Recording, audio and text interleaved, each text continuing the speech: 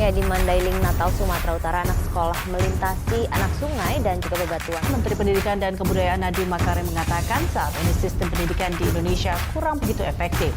Menurut Nadiem, sebuah gelar, kelulusan, akreditasi, dan juga daftar absensi mahasiswa tidak menjamin kualitas dari mahasiswa. Di era di mana gelar tidak menjamin kompetensi.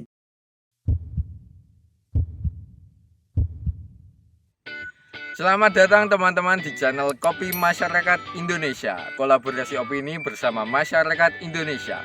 Saya Tian yang nantinya akan menemani kalian sebagai host di channel ini. Nah, pada kesempatan kali ini kita akan membahas tentang pendidikan yang ada di Indonesia. Pendidikan yang ada di Indonesia merupakan salah satu faktor penting penunjang kehidupan bangsa Indonesia menjadi lebih maju dan lebih sejahtera. Namun pada kenyataannya terdapat banyak masalah yang masih terjadi dalam melaksanakannya. Nah, kali ini kita akan membahas apa saja sih masalahnya, bagaimana cara mengatasinya, dan bagaimana cara kita survive dengan masalah-masalah tersebut.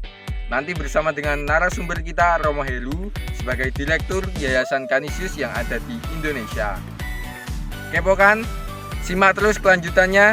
See ya!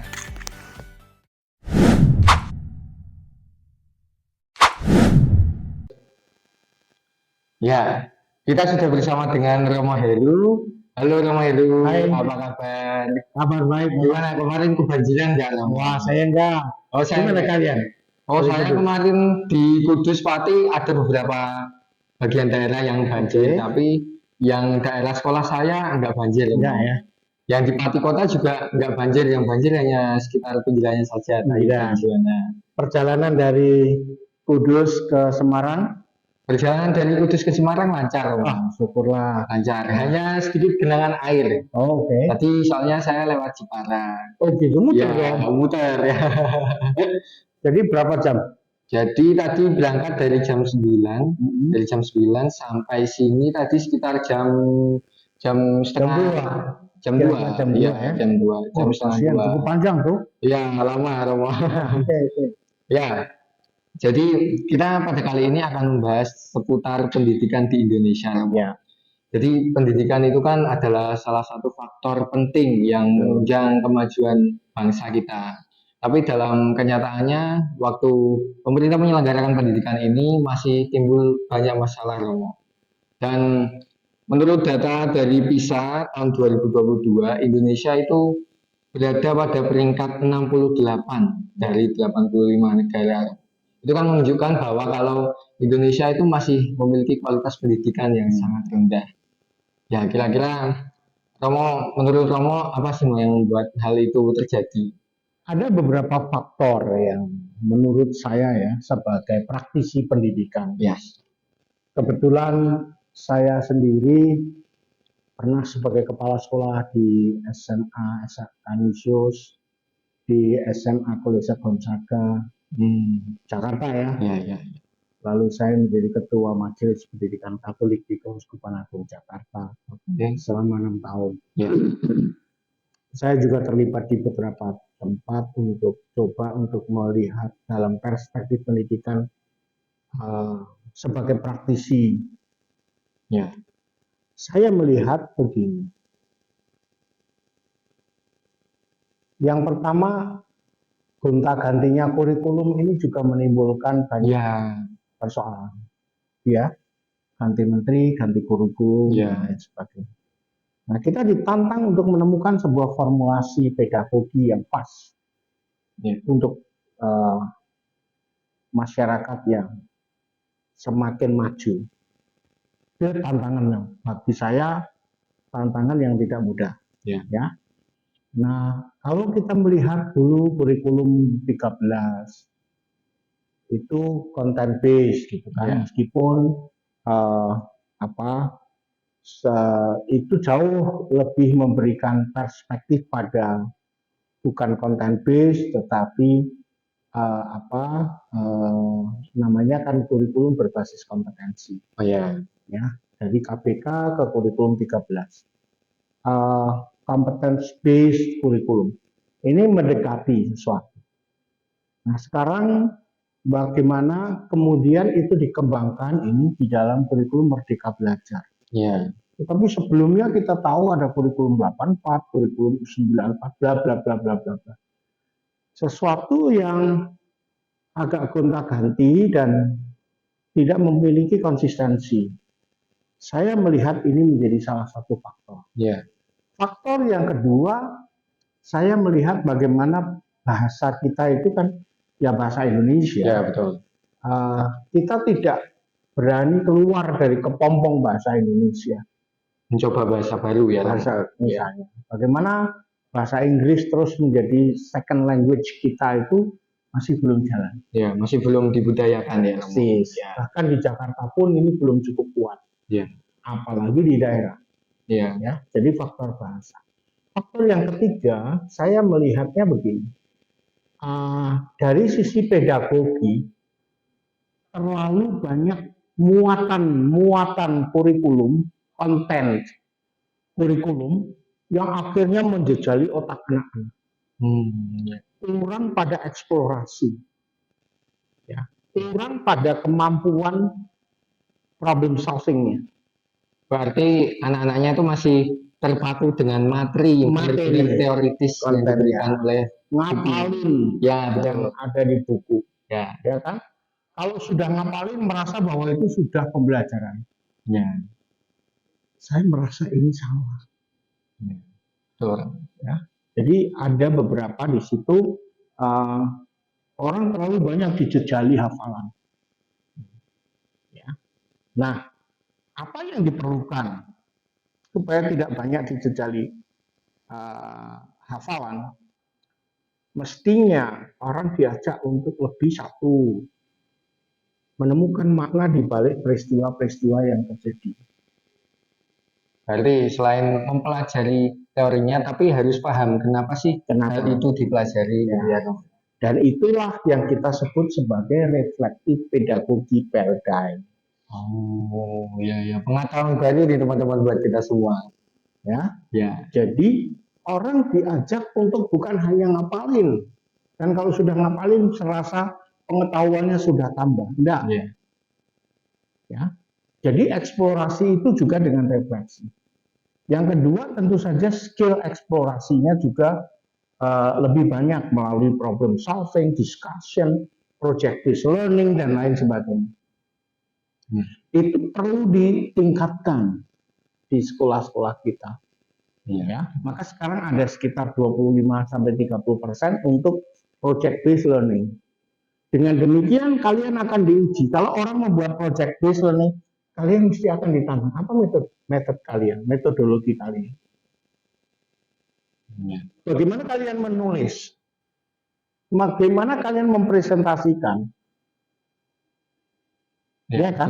Betul. Kalau project based learning ini diangkat, kalian bertiga, berempat dalam satu project tentang topik tertentu, wah itu excellent itu. Ya. Ya kan?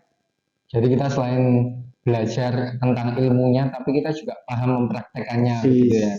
Dan mengkomunikasikan nanti dengan pihak lain. Ya.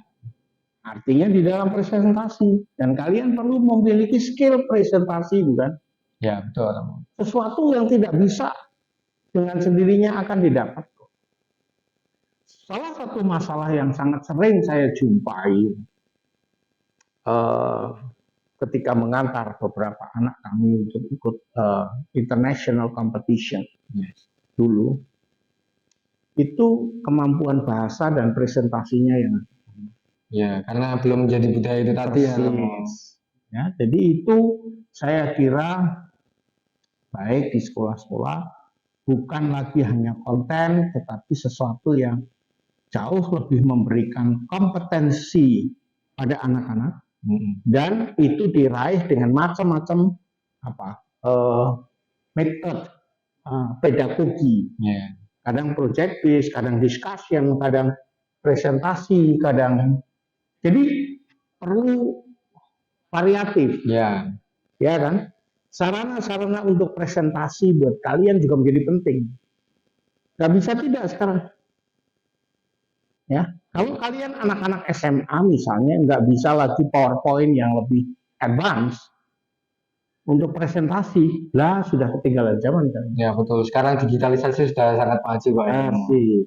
Ya itu kalau tentang pendidikan yang lebih ke teoritis dibanding yang untuk lebih memahami ilmu ini dipelajari untuk apa ya Romo. Tapi menurut Romo tenaga pendidik itu apakah berpengaruh?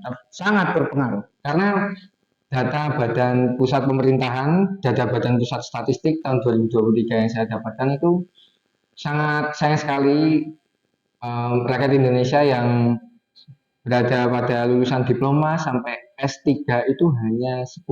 Persis. Ya, Itu artinya kan yang kecil. ya yang lulusan SD, SMP, SMA itu kan yang lebih banyak. besar. Ya, terlalu besar.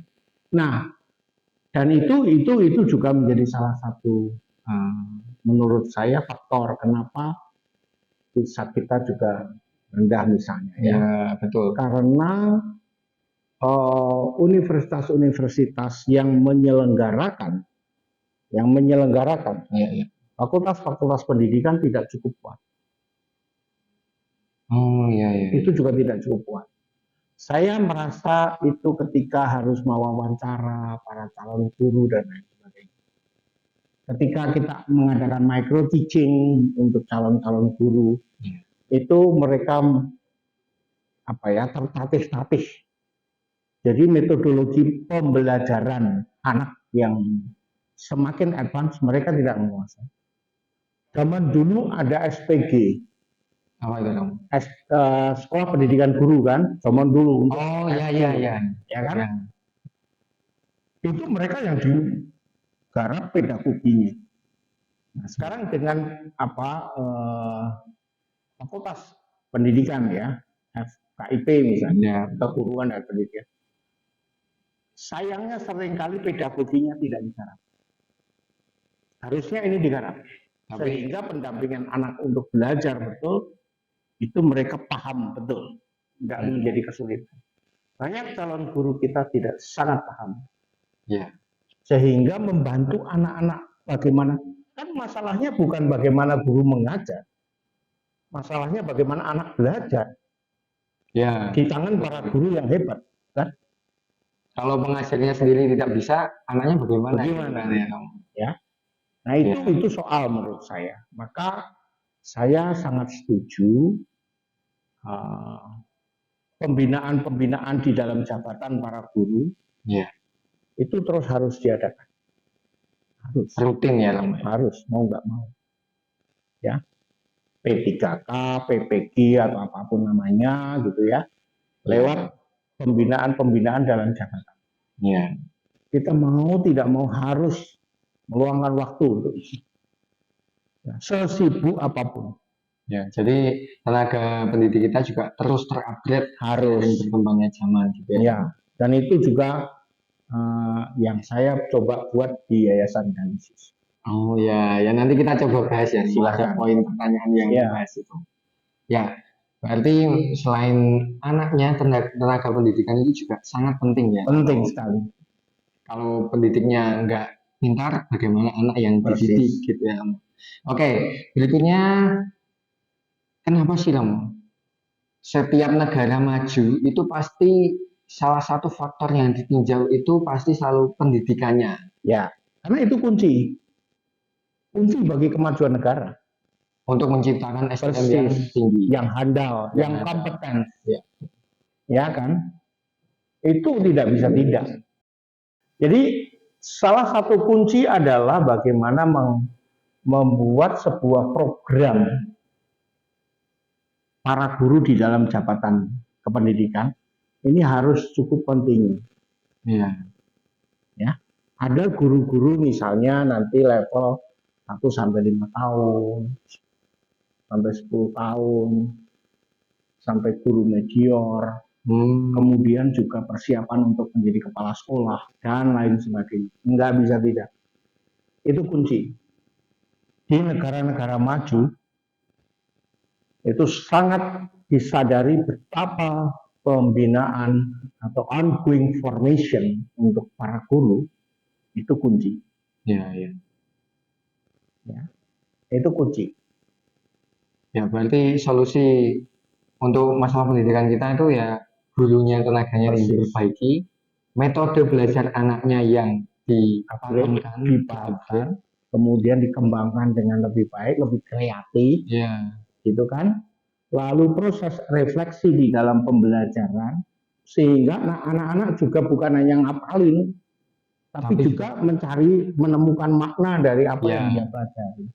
karena kalau kurikulumnya juga berubah-berubah itu kan ketika guru pada saat dia belajar di bangku sekolah dia mempelajari kurikulum yang A, tapi ketika besok dia menjadi guru, dia akan mengajarkan anak yang harus diajarkannya itu menggunakan kurikulum yang B. Itu kan artinya Wah, selalu bingung anak. ya bingung nanti gitu ya. Ya, jadi konsistensi itu akan menjadi sesuatu taruhan ke depan untuk Indonesia maju ya. Ya. Nah, kira-kira buat Indonesia menjadi negara dengan kualitas pendidikan yang baik itu apakah ada cara yang kita gunakan seperti meniru pola pendidikan negara lain yang kita adopsi di negara Ada kita? beberapa yang saya lihat ya seperti ya negara-negara Eropa yang semakin maju dan sebagainya itu ada. Kemudian di Amerika bahkan sekarang di Asia juga semakin banyak perguruan tinggi yang sangat kompetitif gitu ya. Tapi selalu kuncinya ada pada tenaga pendidik. Kunci. Ya, itu kunci ya. Ya, itu kunci. Ya. Baru kemudian sarana-sarana pendidikan. Ya. Ya. Kita nggak bisa tidak sekarang misalnya dengan teknologi pendidikan yang makin advance. Ya. Nggak bisa tidak. Kalau guru tidak memahami itu, udahlah. Ya. Kalau dulu semua ngapalin buku, nggak bisa. Sudah nggak bisa. Bahkan guru itu hanya fasilitator dalam arti tertentu. Ya. Dan anak jangan dikira bahwa tidak memerlukan untuk membaca teks, harus baca. Pada level tertentu kita diajak untuk membaca, lalu menceritakan apa yang dibaca, membahas, Ya, dari situ anak menjadi paham ya, baca gitu. mendiskusikan dan lain sebagainya. Tetapi sekali lagi banyak materi-materi atau bahan-bahan yang semakin advance itu ketika kita masuk dalam bahasa Inggris, Ya. bukan hanya bahasa Indonesia. Nah, kemampuan berbahasa asing harus diasah. Ya, karena kalau kita bahasa Inggris ini menjadi bahasa kedua kita, itu sudah menjadi budaya. Seperti negara India itu kan negara yang awalnya sama seperti kita ya, Romo. Ya. Tapi dia itu melakukan pertukaran pelajar ke Amerika. Ya. Jadi tidak banyak juga orang India yang memegang jabatan penting di beberapa perusahaan Amerika. Di banyak negara maju ya, Nah, yang saya dengar dari teman-teman yang kuliah, entah itu di MIT, entah itu di Stanford University, Ya. entah itu di Harvard University. ya, Kalau cari orang Indonesia susah setengah mati. ya betul. Cari orang India banyak. Cari orang China itu banyak. Ya banyak. Cina juga melakukan Karena pertukaran pelajar. mereka sangat dahsyat untuk mengirim orang untuk studi. Ya. Sehingga Kita itu sangat tertinggal jauh dalam soal-soal seperti itu. ya. Ya. Ketika saya kuliah dulu di Australia, itu juga sangat sedikit orang Indonesia. Tahun 98-2000 itu masih sangat enggak terlalu, ya ada sangat sedikit, tapi dia juga tidak banyak. Ya itu sangat disayangkan. Ya. Maka kemajuan Indonesia mau tidak mau menantang kita untuk membuka keran-keran pembelajaran yang harus semakin luas, ya, semakin mendalam dengan kurikulum yang cukup konsisten. Ya, cukup konsisten ya, Romo. Ya. Diterapkan untuk saat ini dan masa yang akan datang. Ya.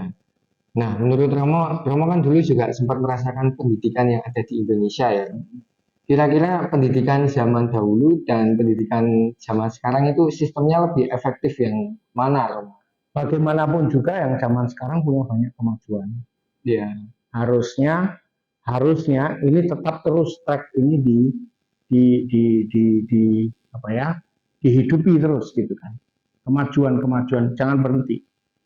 Ya, dengan mengirim semakin banyak orang-orang muda juga untuk studi ke luar negeri sekalipun. Ya, tapi apakah kalau ada pola pendidikan zaman dahulu yang memiliki nilai positif, ketika itu dipertahankan untuk dikembangkan di zaman depan? Ada, seperti misalnya Ki Hajar Dewantoro dan lain sebagainya. Itu soal pendidikan yang sungguh menjadi bagian dari pengembangan budaya kita secara keseluruhan. Oh, itu bagus. Sebagai fondasi banyak hal-hal yang sangat baik di masa lalu. Sebagai fondasi. Ya. Menurut saya sumbangan mereka sungguh luar biasa, luar biasa. Nggak bisa kita anggap sepele. Ya, Ya. Banyak tokoh-tokoh pendidik di level menengah maupun atas yang sumbangannya luar biasa. Dan kita tidak bisa menganggap sepele mereka, tapi sangat sering mereka dilupakan begitu aja. Ya. Dianggap old style kayak apapun dan lain sebagainya. Padahal mereka memiliki sisi positif ya. Sangat kuat. Ya. Sangat kuat. Cuma bagaimana diimplementasikan di sekolah-sekolah. Nah, ini seringkali sekolah itu kan takut. Wah, oleh dinas nggak boleh. Ini nggak boleh. Ini nggak. Nah, misalnya itu. Jadi kita harus punya ruang kebebasan yang cukup untuk membawa anak-anak pada tantangan-tantangan zaman sekarang. Ya. Itu kan seputar pendidikan yang ada di Indonesia. Ini kan Romo merupakan Romo yang berada di Yayasan Kanisius ya, Romo. Mungkin Romo bisa memberitahu kita yang dimaksud Kanisius itu apa, Romo? Sejarahnya Ya, bagaimana? jadi Kanisius itu kan sebetulnya sebagai sebuah institusi pendidikan khususnya di Jawa Tengah dan DIY. Ini kan didirikan tahun 1918. 1918. Jauh sebelum Indonesia merdeka. Iya. Gitu kan? Oh, iya, iya. Yayasan Kanisius itu didirikan 21 Oktober 1918 oleh seorang tokoh pendidik, Romo van Lith. Nah, lewat Yayasan Kanisius ini didirikan begitu banyak sekolah-sekolah kecil-kecil yang sangat tersebar di Jawa Tengah dan DIY.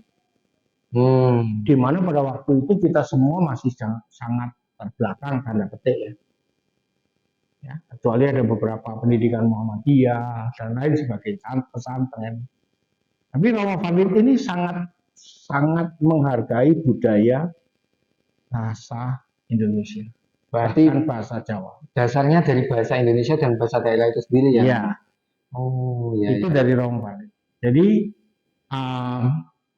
dia sangat menghormati, menghargai, dan dengan demikian pendidikan anak-anak diangkat di mana-mana. Tapi seiring dengan perkembangan zaman kita tahu ya tidak cukup seperti itu. Ada cukup banyak sekolah-sekolah yang semakin maju. Iya.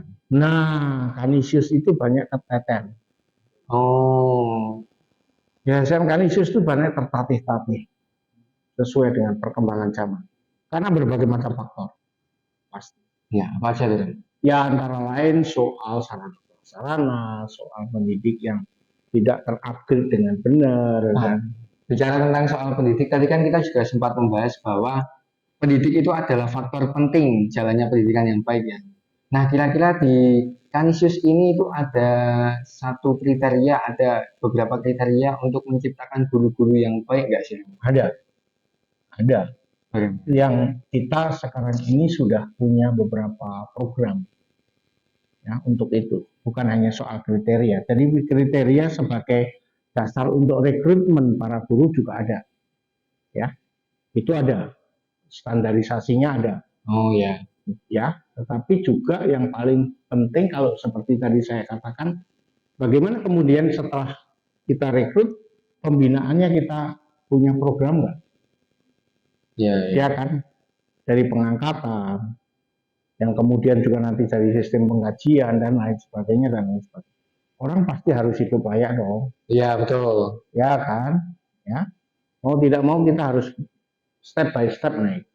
Nah kalau enggak juga akan ketinggalan zaman. Iya. Gitu kan. Nah, tapi apa bentuk pendidikan? Bentuk pembinaan, ongoing formation-nya apa? Pasti macam-macam. Ya, dari mulai misalnya bagaimana teman-teman guru yang usia 5 tahun. Ini harus kita beri introduksi tentang pedagogi yang semakin relevan untuk zaman ini seperti apa. Ya. Pedagogi reflektif macam apa? Ya, yang semakin sesuai dengan katakanlah kurikulum Merdeka Belajar. Ya, yang saat ini sedang dilaksanakan ya. Seperti apa? Kemudian penguasaan bahasa. Dari Bapak Ibu guru. Gitu kan? Iya, betul. Ya, bagaimana mempraktekkan buat anak-anak. Kemudian juga misalnya para guru menerapkan teknologi pendidikan yang semakin berkembang. Ya. Jangan-jangan kalian makin berkembang dalam teknologi informatika, tapi guru-gurunya belum. Ya kan? Iya, betul. Jadi ini tantangan. Bahkan sekarang ini, mulai tahun lalu, Yayasan Kanisius menyekolahkan beberapa guru untuk program S2. S2? Ya. Itu berarti dari Kanisius secara gratis untuk mereka ya, Romo? Beasiswa untuk mereka. Wah. Bagus sekali itu Romo programnya. Ya. Nah ini harus terus menerus secara konsisten. Ke depan mesti dibuat. Kalau kita mau berkembang. Kalau enggak ya begini terus. Ya. Mandek. Berarti bisa saja tenaga pendidik Kanisius di masa depan itu ya lulusan dari S2 itu ya Romo ya. Mengapa tidak? Wah iya, keren sekali ya. Dengan begitu mereka mau tidak mau mempunyai referensi bacaan yang makin luas, ya kan? Ya. Dan memiliki kemampuan bahasa asing yang memang makin hidup, dan kemudian juga bisa mentraining sana sini dengan lebih baik, mengembangkan program-program pendidikan di sekolah dengan lebih baik, apapun bisa itu di level vocational school, tetapi juga di level pendidikan umum, misalnya untuk SMA, untuk SMP, bahkan SD. Di luar negeri di Amerika guru-guru SD doktor itu sudah banyak. Wow, berarti kita memang benar-benar Ya, tapi oke lah. Ya, kita mesti step by step. Ya, step by step. Mengapa guru SD itu penting? Fondamen. Iya, fondasi untuk belajar. Kalau di Singapura itu anak-anak SD itu digolongkan Romo di kelas A, B, C. Jadi kelas A mereka belajar apa, kelas B belajar apa, kelas C belajar apa. Jadi ada leveling macam-macam dan sebagainya sesuai dengan kompetensi anak-anak, sesuai dengan interest anak-anak. Diberi ruang ya yang semakin kuat. Dan menurut saya sih pendidikan yang relevan ya mau tidak mau harus berbasis pada apa sebetulnya minat, bakat, passion kita masing-masing ya. Karena kalau bekerja sesuai passion itu kan mau tidak hati pasti mempunyai hati yang kuat untuk jadi sesulit apapun mereka pasti tetap melakukannya. Kayak teman-teman kita yang di juara All England ini kan punya passion. Oh iya betul. Itu kan yang kita syukuri. Dengan demikian Indonesia juga akan dipandang. Apalagi nanti kalau itu di dalam PISA, di dalam macam-macam bidang studi yang lain. Dalam international competition dan sana sini. Kalau itu kita bisa terus kembangkan. Menurut saya Indonesia ya step by step berkembang dalam soal menjadi negara maju. Nah, untuk melaksanakan program-program itu, apakah Kanisius itu ada bekerja sama dengan pihak pemerintah atau pasti pihak lain? Mau tidak mau di banyak bidang bekerja sama dengan macam-macam pihak, antara lain dengan pemerintah. Kalau kita harus mendanai sendiri ya berat.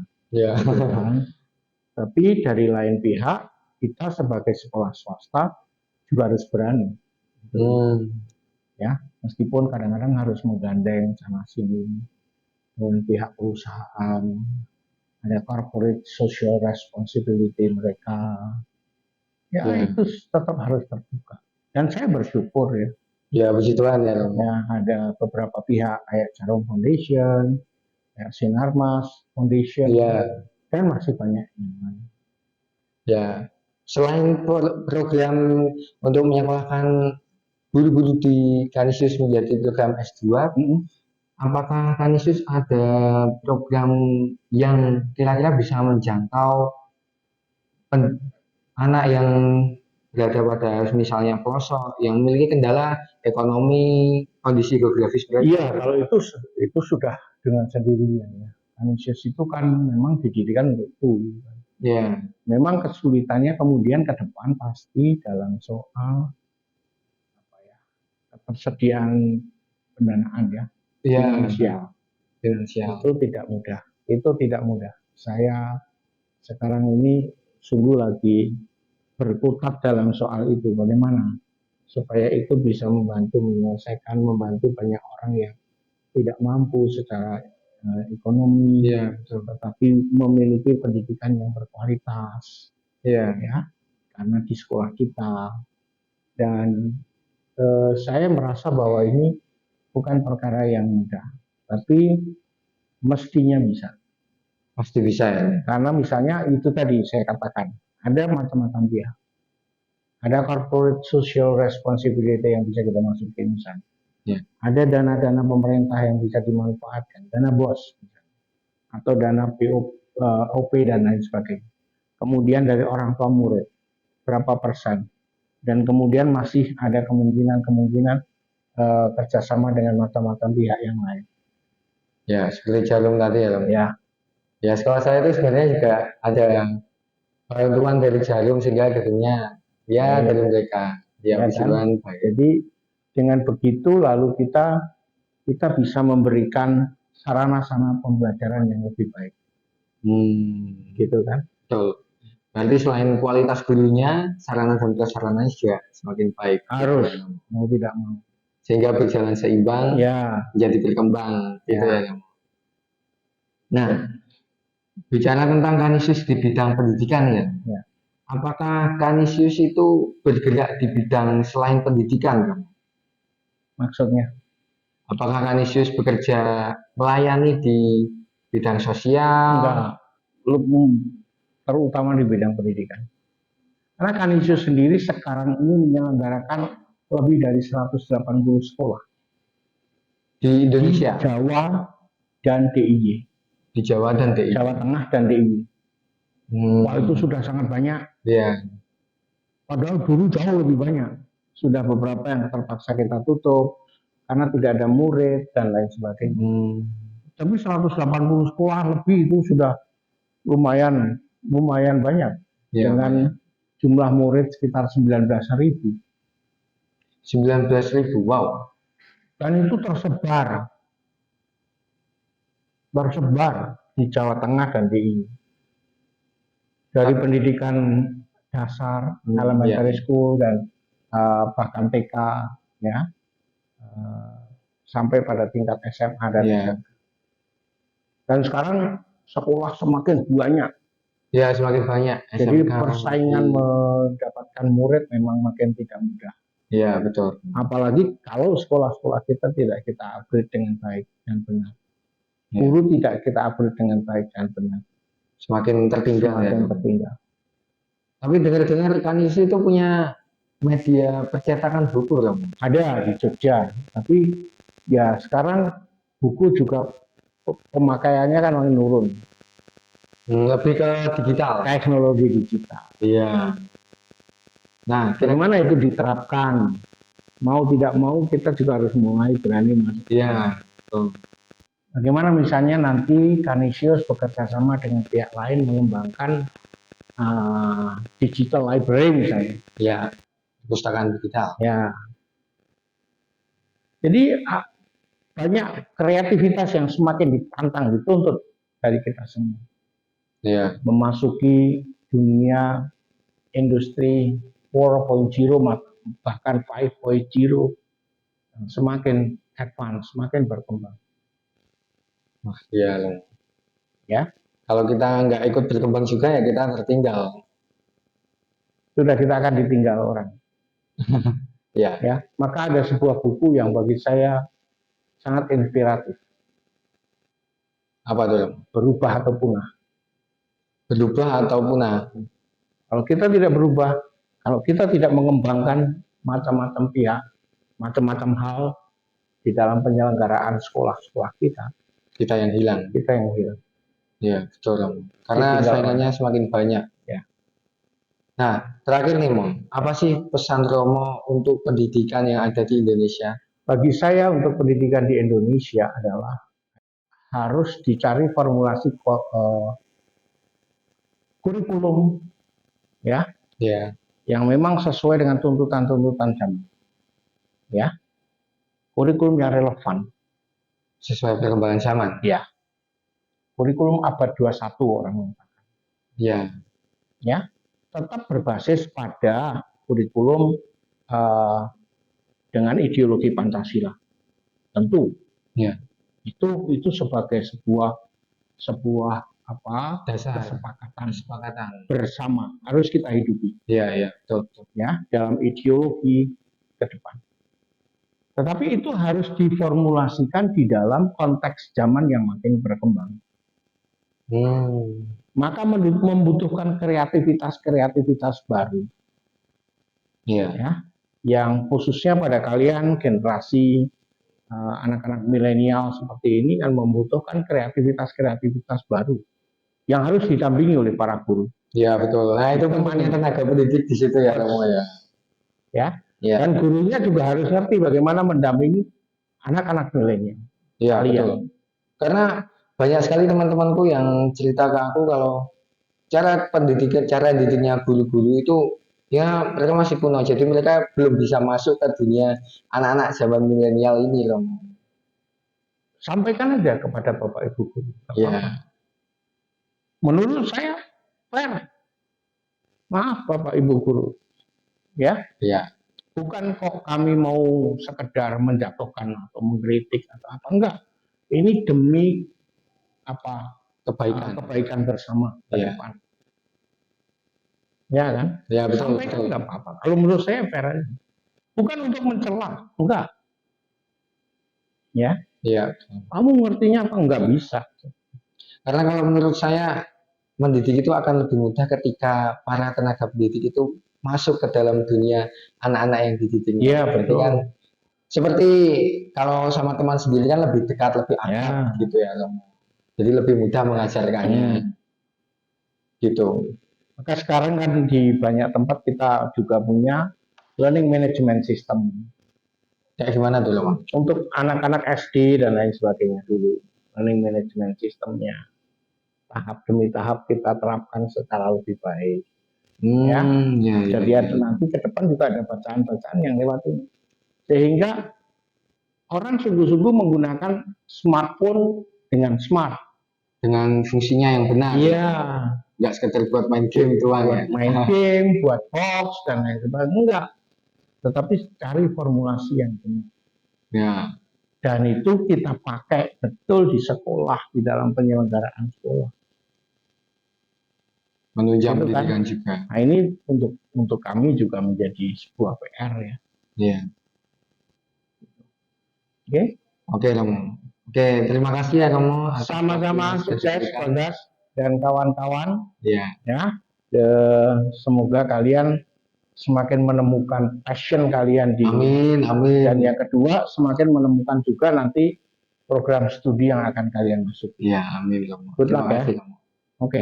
Ya, akhir kata dari saya teman-teman, sebaik atau seburuk apapun pendidikan yang ada dan kita rasakan, semua perkembangan terhadap diri kita itu bergantung terhadap inisiatif kita.